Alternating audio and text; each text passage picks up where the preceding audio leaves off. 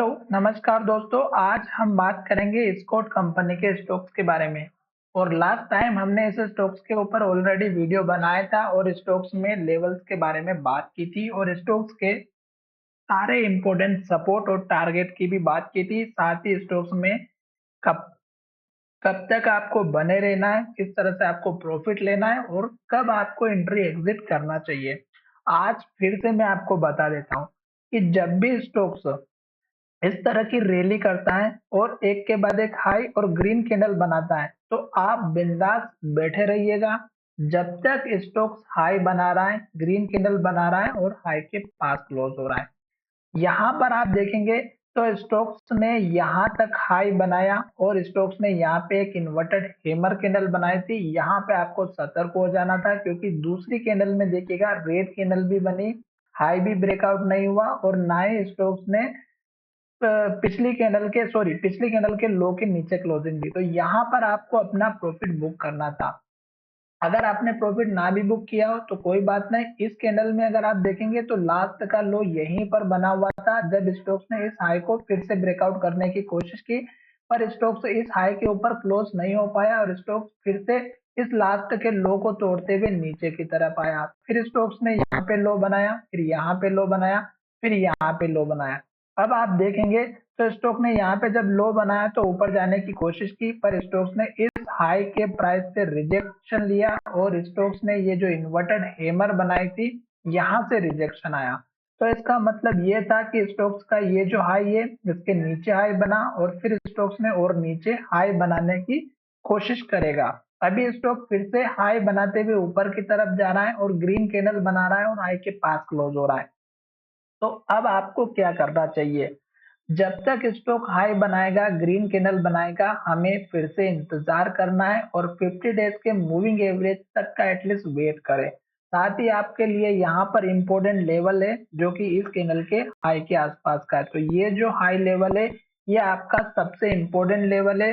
Stocks यहाँ से या तो प्राइस को रिजेक्ट करेगा या इसको ब्रेकआउट करके ऊपर की तरफ जाएगा। उस केस में दूसरा जो टारगेट रहेगा वो इस कैंडल के हाई का रखना है और इस कैंडल के लो के आसपास का रखना है जो 4087 रुपए का है। तो ये उसके बाद का टारगेट रखना है। मैं आपको पूरे अच्छे तरीके से समझाने वाला हूँ, मैं आपको यहाँ पर बिल्कुल अधूरा नहीं छोड़ने वाला हूँ। उसके बाद का टारगेट इस कैंडल के हाई का रखना है जो कि यहाँ पर है।